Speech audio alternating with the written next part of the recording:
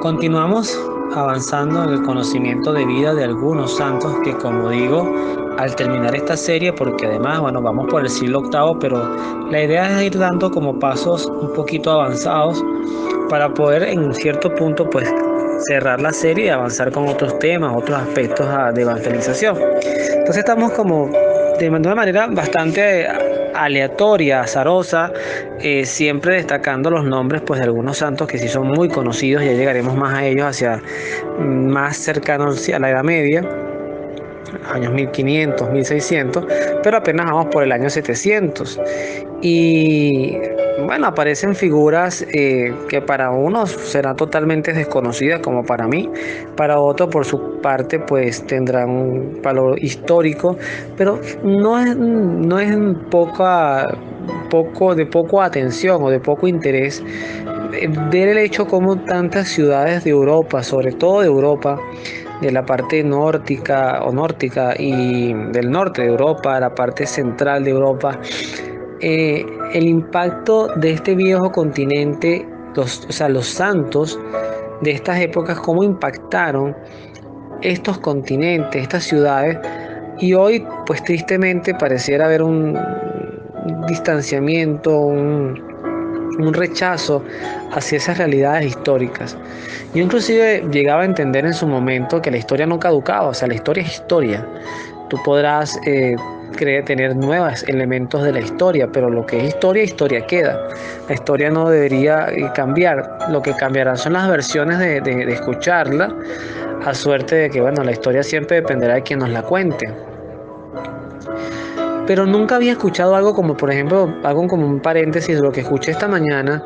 No recuerdo si era en México, que había un movimiento feminista que estaba quitando inclusive el papel de Cristóbal Colón en el descubrimiento para él de estas tierras, y estaban colocando una figura femenina. Entonces ya ahí sí, ahí tengo, o sea, me prendí las alarmas, no por Cristóbal Colón. Cristóbal Colón fue una persona importante, no es un punto para mí, soy experto en eso, hablar de él, pero sí inmediatamente me hizo ruido el hecho de que en algún momento, espero no vivirlo, pero en algún momento alguien va a decir: ya Cristo no nos interesa su figura masculina, vamos a buscarnos una crista o algo, o una figura de la tendencia sexual que quieran colocar para que nos represente a la realidad social de nuestros tiempos. Y eso allí, por eso destaco esta figura de este santo que estamos reflexionando hoy, el San Ruperto de Worms, porque los cimientos de la historia, o sea, lo que un santo en especial, que lo voy a poner y me atrevo a lanzarme este comentario, lo voy a poner por encima de cualquier libertador o héroe de la patria. Un santo es el brillo más pulido que tiene la naturaleza humana. O sea, el santo es lo más cercano a lo que Dios quiso desde la creación del mundo. Entonces, el santo que cuando vivió no se creía santo, porque difícilmente usted se cree que ningún santo reconocido de nuestros tiempos, en su tiempo caminaba sobre nubes y decía: es que yo soy santo, bésenme la mano. O sea, el santo no se caracteriza por eso. Pero si Dios en estas personas, mujeres y hombres, hizo obras extraordinarias, tanto así como que, por ejemplo, en el caso de Salzburgo, San Ruperto, eh, se le reconsideró como un refundador. Quiere decir que Dios, a través de estas personas que no fueron políticos, que no fueron partidistas, que no trabajaban con ideologías desde el punto de vista derecha-izquierda, en esas cosas que hoy todavía lamentablemente caminan por nuestra historia.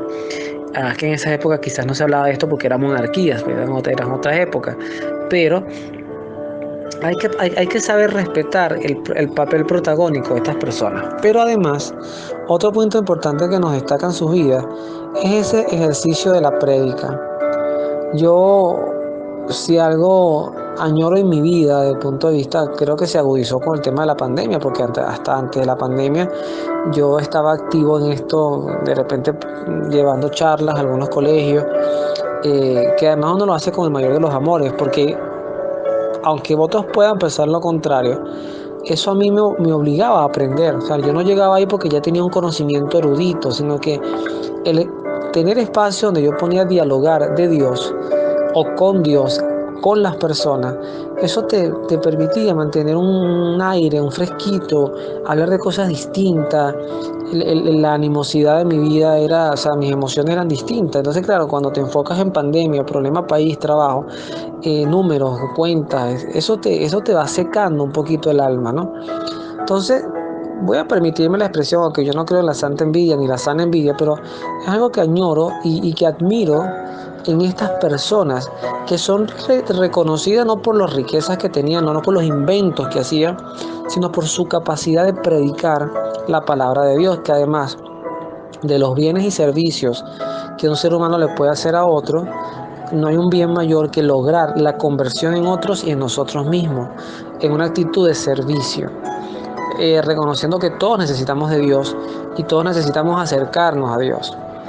Ese criterio, abogando, hoy por ejemplo voy a hablar de, no sé si por qué se me viene esto a la mente, pero voy a hablar como una estrella de Belén que pudo, precisamente hoy lunes 13 de diciembre, un día después de la solemnidad, de la fiesta tan hermosa de la Guadalupe, que es la emperatriz de América, y 4 días antes o 5 días antes de la Inmaculada Concepción, como un dogma mariano.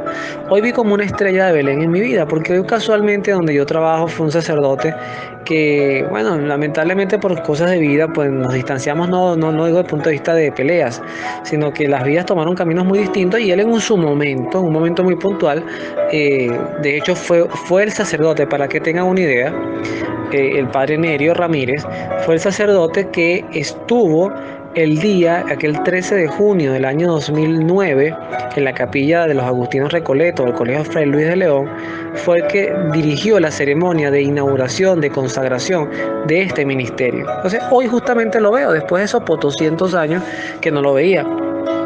Y además llegó con un entusiasmo que quería contactarme para algunas actividades pastorales. Ciertamente esto no son ofertas laborales, pero yo hace días atrás le decía al Señor, oye, mándame una luz pastoral, porque de verdad que siento que si sigo con mi vida como está, que amo a mi familia, no lo digo por mi familia ni por donde vivo, sino por el tema de tareas y de actividades. Si mi vida solo se centra en eso, me estoy secando espiritualmente. Y llega esta luz. Entonces Dios nos escucha y posiblemente Ruperto sea un ejemplo de eso. El lema que particularmente yo incorporé al ministerio, cada quien daba sus aportes, pero hay un lema que nosotros teníamos, de que decididos a cambiar el mundo, porque cada cabeza es un mundo. Y ese lema es muy vigente porque yo veo mi ciudad Caracas, que es la que amo y vivo en ella y posiblemente moriré en ella. Eso no lo sé, pero no dice así como Villo, ¿no? Es que yo quiero tanto a mi Caracas.